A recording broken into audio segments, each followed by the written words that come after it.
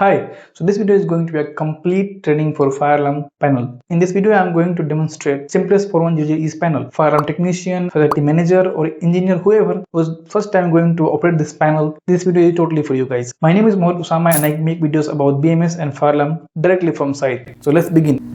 So this is our user interface. First of all, I'll open this first so you can see it clearly. Okay, here we go. Here you see this is our user interface. There are some navigation buttons and the small LEDs here, right? These are some very important things you should understand if you are going to operate this panel. So I will tell you each buttons one by one. Before knowing what these buttons are, I want to tell you something more about this fire alarm system. You know, in fire alarm system there are three main basic things if you are going to operate a panel. First thing first, how you will silence the alarm. If there is any fire alarm trigger, how you will silence. The first thing first is silence, and then if you want to monitor the troubles, acknowledge the troubles and reset. These are the three things you have to understand in the beginning if you are going to operate a fire alarm panel or you are a beginner. So you see here, if you come close here, if you look at this here, there are on these red buttons are that is highly used buttons we use every day on a daily basis. These are the all red buttons you see. First is fire acknowledge and the priorities, supervisory, and then the trouble and alarm silence and the system reset. So each one has a different criteria to use this button. First is system reset. System reset means whenever the fire alarm trigger, you can just press this button, the system will be reset. And if you want to silence the alarm, just press this button, you will silence the alarm. Okay. And the second thing is, if you have, see now we have one trouble. So if you want to check the troubles, you can just press this and see the trouble, right? After this, if you get any buzzer or reminder in this panel, just simply press this acknowledge button for the troubles. Or this button is for supervisory. I will explain you what is supervisory means. Supervisory means, like, see, this is our fire alarm system. In a fire alarm system, we connect many other system like third-party system or HVAC or pump. There are things that not included in a fire alarm system. And here these buttons are like, when the fire alarm trigger, you can see this, press this button, you can see which area and which location device has triggered. So as we discussed these red buttons, these are the buttons we use every day. Every single day I use that, right? So now below down there are more buttons. If you can see, here are some disable, enable and menu. Previous, I have made a video already in my previous, if you go on to watch, right? Otherwise, once again I will tell you what are the things. See, there are first button is one lamp test. You see here, when you will press this lamp test, you can check all the LEDs are working. You see all the LEDs are working, right? Okay, the next is the menu button. You can go press menu button, you can go inside and check the histories and alarm logs and trouble histories. There are many more things for if you want to check it. Okay, I'm not going deep dive into, because this is a complete beginner friendly video. Okay, so next is, there are some buttons here. There are two buttons for enable and disable the devices.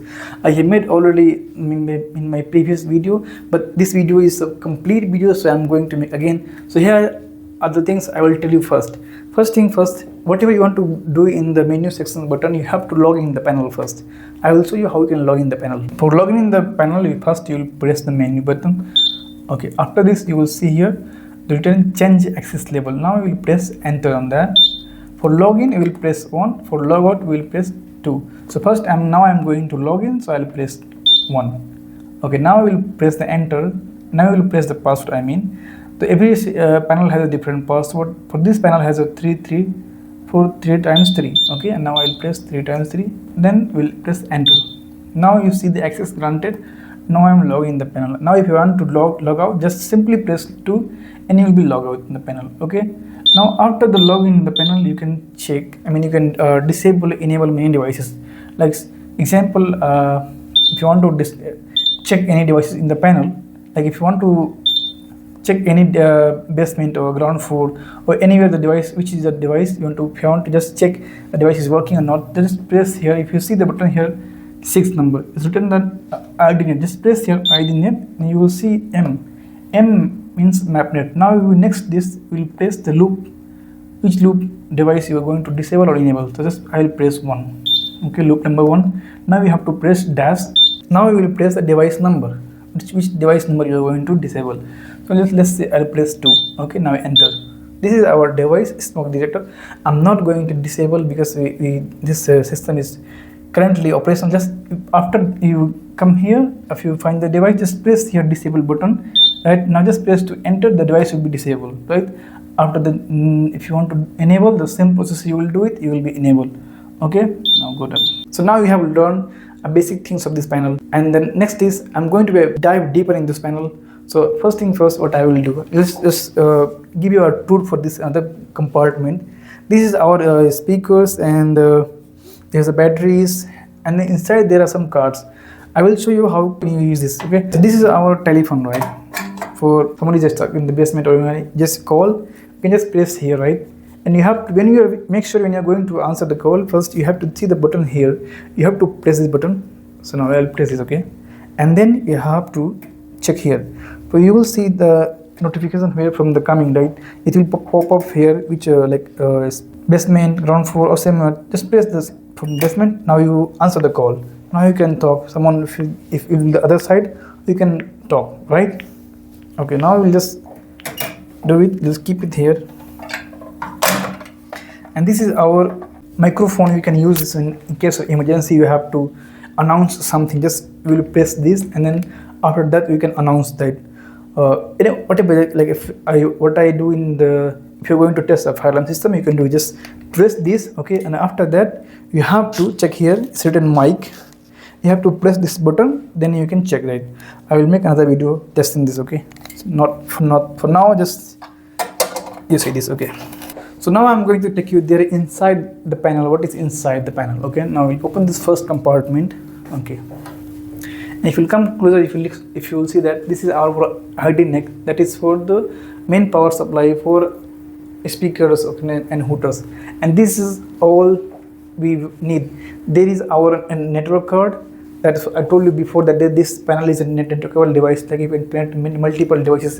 And this is all our CPU's motherboard here, right? This is all we need in a fire alarm. This is the brain for the fire alarm system, right here. Okay, and that there you see here, that is our backnet device for the network, right? Okay, now we will connect and do this. And the second compartment is that you will see here. You see there, this is our also the source of NSC and notification appliance output.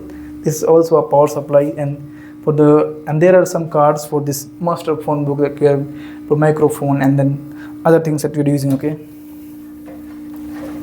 And in this last compartment you'll see, this is our loop card. This is our main thing in the fire alarm system. If you don't know what is a loop card is a device where all our field devices like smoke detectors, modules, all are connected to our loop.